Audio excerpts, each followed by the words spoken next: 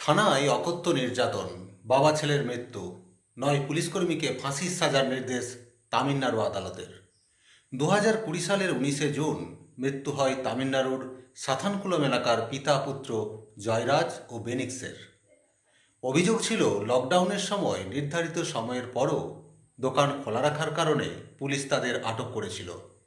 যদিও পরে তদন্তে ওই অভিযোগ ভুয়ো বলে প্রমাণিত হয়। পুলিশ তাদের সাথানকুলম থানায় নিয়ে যায় এবং পরে জেল হেফাজতে পাঠানো হয়। কিন্তু হেফাজতে থাকার মধ্যেই মৃত্যু হয় ওই দুজনের।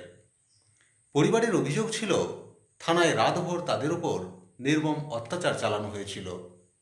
জানা যায় গুরুতর শারীরিক নির্যাতনের ফলে তাদের শরীরে একাধিক আঘাতের চিহ্ন ছিল এবং রক্তক্ষরণেরও ঘটনা সামনে আসে।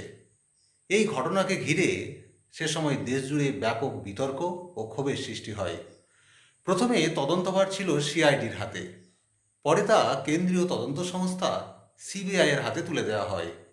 সিবিআই তদন্তে মোট 10 জন পুলিশকর্মীকে গ্রেপ্তার করে, যাদের মধ্যে একজন ইন্সপেক্টর এবং 2 জন সাব ইন্সপেক্টর ছিলেন।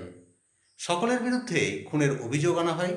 তবে মামলার বিচার চলাকালীন অভিযুক্তদের একজন কোভিডে মারা যান। মামলার শুনানির সময় এক মহিলা কনস্টেবলের সাক্ষ্য বিশেষ গুরুত্বপূর্ণ হয়ে ওঠে।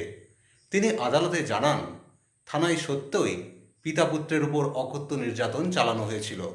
তিনি আরও দাবি করেন, থানার টেবিল ও লাঠিতে রক্তের দাগ ছিল এবং থানার সিসিটিভি এমনভাবে সেট করা ছিল যে একদিনের ফুটেজ পরের দিনই মুছে যেত।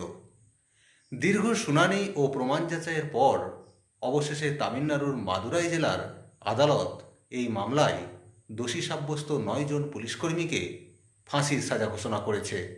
এই রায়কে মানবাধিকার লঙ্ঘনের বিরুদ্ধে একটি গুরুত্বপূর্ণ দৃষ্টান্ত হিসাবে দেখছেন সবাই।